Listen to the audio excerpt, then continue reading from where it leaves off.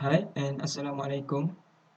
Today I want to present about integrated design project presentation. So I am from group 11. My group members consists of 5 members. Amir Izzat, Muhammad Shazwan, Isma Afsham, me, Amirul Hakim, and Alessandro Garam. So this is the pictures of the group members. First one is Izzat, and then Shazwan, Isma, and me, and then Alessandro. So for the introduction part, I will present about the problem statement. So the problem is the construction site have possess so many hazards, and most high accident fatality rate means it happen frequently in construction site, and in construction site also there are many moving objects that people will encounter. So what is the objectives of this project? From the problem statement, we know that there's so many hazardous. So we will try to design and fabricate a machine that can reduce the common hazard at construction site and at working head or from the moving objects. So from the list problem, from the listed problem, we expect that the product must we put a guideline that the product can only lift maximum load 10 ton, and then it can lift maximum load on maximum length at 70 degrees, and it have great mobility and stability. It also will have special features. Assalamualaikum warahmatullahi wabarakatuh. My name is Amirul Izzat bin Muhsin, and right now I want to present the crane design. So basically, our project design is from the type of the crane that called crawler crane. Usually you see the crawler crane that use the lattice boom, but instead for our product we use the hydraulic boom. So this is the orthographic view from our product. So as you can see, there is no outrigger that support the crane, but instead we use fully dependent on the counterweight. It is to reduce the cost of the production and minimize the size of the crane. So this is the boom extension for our crane, and basically it is extend to the 28 meter. Right now, I want to talk about the mechanical and simulation analysis. As you can see on the figure shown, we use the software ANSYS to simulate our boom design. The boom is placed 10 tons of the load. It is used to see the elastic strain, the stress and deformation on the boom mesh. And the maximum equivalent elastic strain of the boom is 0.014365. And the equivalent stress for the boom is 281.5 megapascal. And the maximum deformation of the boom is 0.47496 meter. And this is the video of the deformation on the ANSYS software.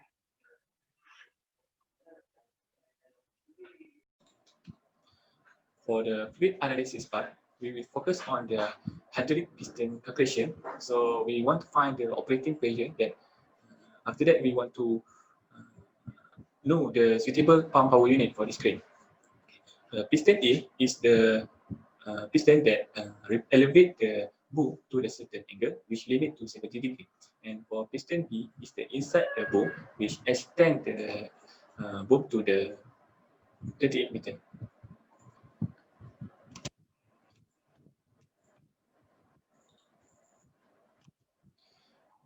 As we can see from the figure, this is the figure of the hydraulic cylinder piston. In this fluid analysis calculation, we set the bore diameter of hydraulic cylinder A to 0.15 meter, and for hydraulic cylinder B is to 0.3 meter.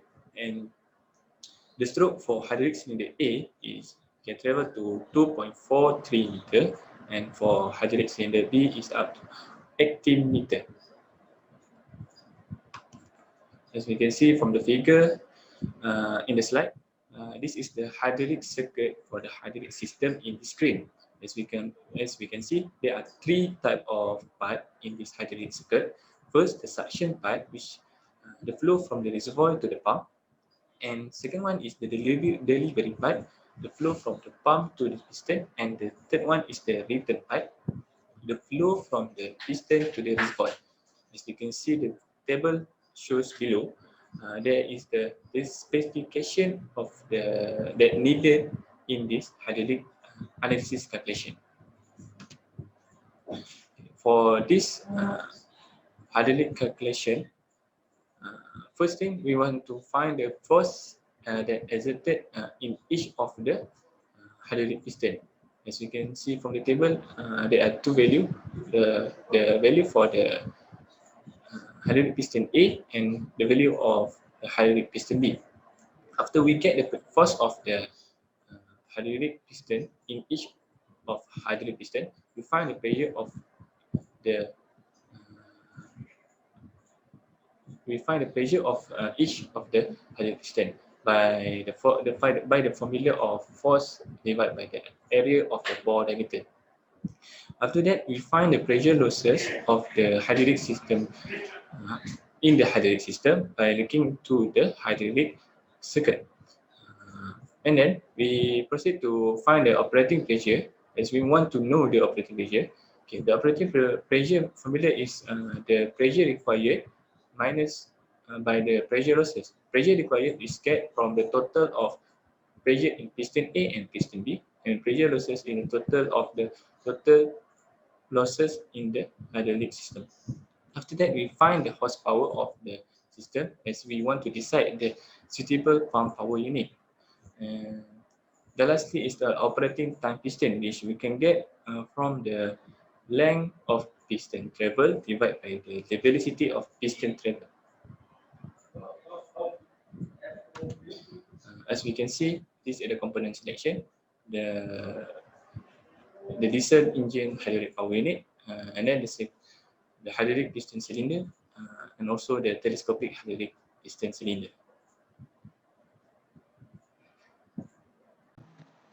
Hi, I am Muhammad Hakim and I will present about the thermodynamics analysis part. So for this part, it consists of analysis of motor, battery, DC motor cooling system and engine.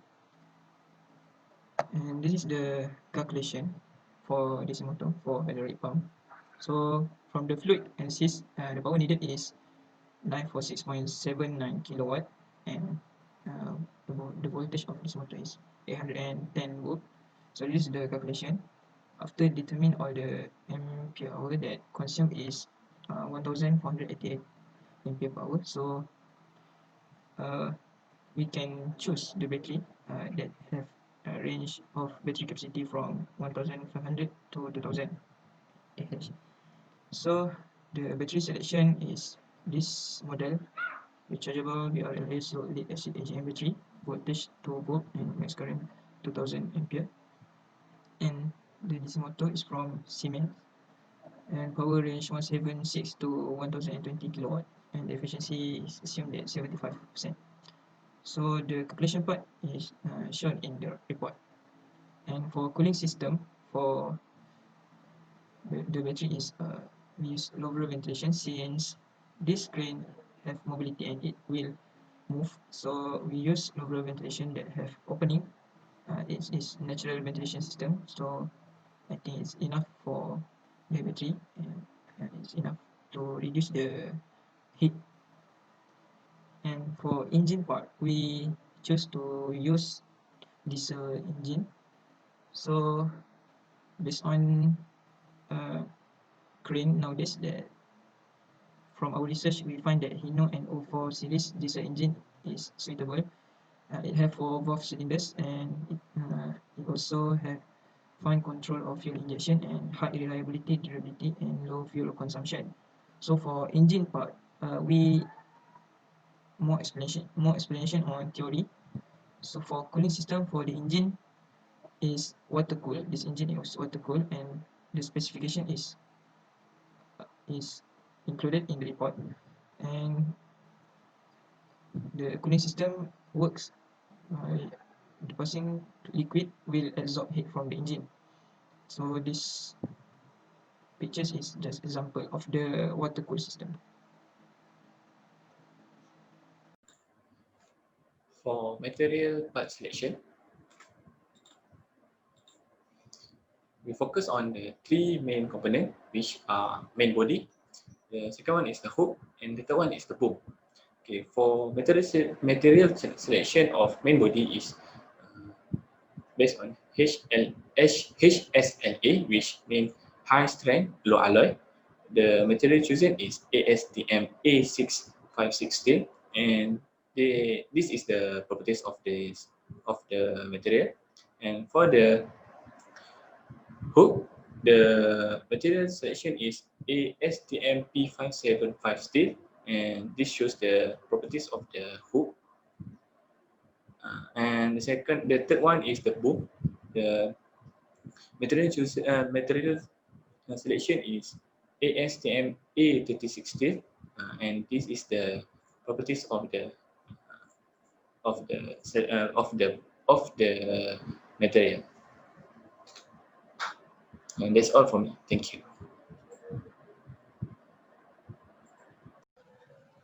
Okay, Assalamualaikum warahmatullahi wabarakatuh. Okay, now it's my turn. I'm going to present about manufacturing system. Okay, this is our plan layout. It consists of two layouts. First is process layout, and the second one is fixed position layout. So in this process layout, there consists of cutting station, drilling station, hydraulic press, and lathe station, and also for joining, welding, and assembly station. There are also finishing station. So this process layout going to process the components of the crane.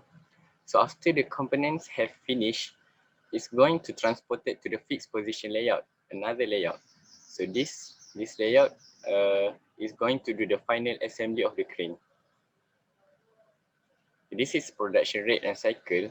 As you can see, the production rate is 9.6 units per month. So we expected of 9 units and to 10 units per month. For material transport, we're going to use a monorail overhead system. It's going to navigate and transport the materials or components safely. So it's great for transporting a heavy and large component. So as for the storage system, we're going to use the bulk system. It is suitable to store such a heavy and large system. And also it's going to reduce the storage and retrieval time significantly. Okay, that's all.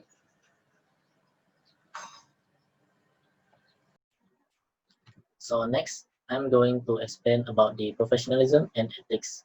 So for this part, we refer to the code of conduct because we need to comply to the code of conduct by the registration of engineering regulation. So this is due to our relevant clauses at work. So according to registration of engineering regulation 1990, so every one of us in the organization, which is registered person, have to conduct themselves honorably, responsibly, ethically, and lawfully. So this means that every one of us must do work with honesty and responsibility, and work with ethic and obey the law, so there will be no problem with the others.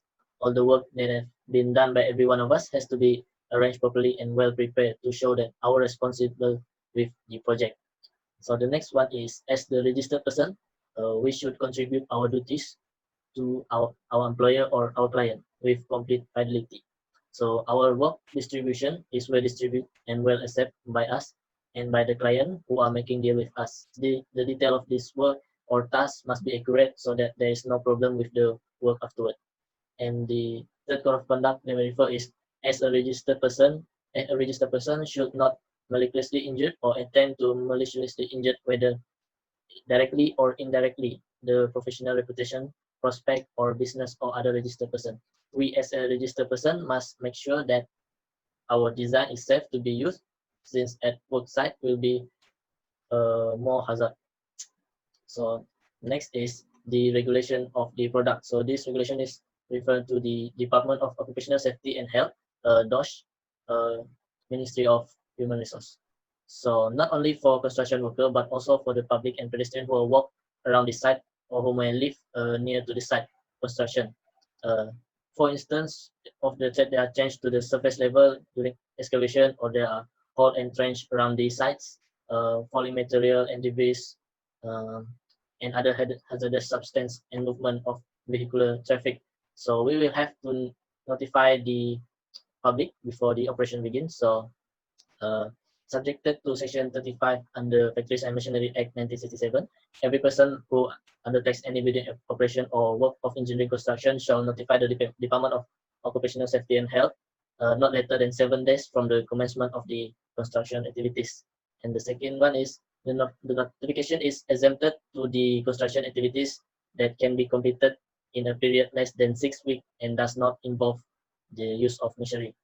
So we will have to make sure that the product have to be registered with the Department of Occupational Safety and Health under the use of hoisting equipment, thus that every process of erection, dismantling, and maintenance shall be carried out strictly by a responsible person and in accordance with the manufacturer instruction. So the manufacturer should provide all specifications for erection, dismantling, and maintenance. So these have been stated clearly by the Next, I'm going to talk about economic analysis. This is the costing of manufacturing our crane. As you can see that the net present value is positive and the internal return rate is at 88.42% for the 5 years. And the return of investment is 92%, which means that we can earn our profit as much as 92%. As for the payback period is 1.08 years, and the economic efficiency is at 146%. It is acceptable because economic efficiency is much greater than 100%. So for the break-even analysis, this is the formula of break-even quantity and the fixed cost, variable cost. So our company will sell the product at 327,718.58 cents. So after the calculation, we get a break-even quantity at 10 units. Therefore, the company needs to sell 10 units of cranes to cover back the expenses, and after that, we can earn the profit. Thank you. So I will talk about the mechatronic analysis. To simulate, Tinkercad is used to simulate the mechanical components of the crane. For the potentiometer is represent the mechanical control of the crane. The microservo are used to control the inclination of the boom and the rotation of the body crane. And the Hobby motor is used to represent the movement of the crawler crane. So for the sensor component, our crane product are attached with the safe load indicator. It is used to detect how much the mass of the load. The second one is the distance sensor. It is used as the safety precaution when there is a worker that near to the crane. When it is operating, it can detect and notice the operator. So the third one is the inclinometer. It is used to detect the inclination angle of the boom extension. And the last one is the rotary sensor.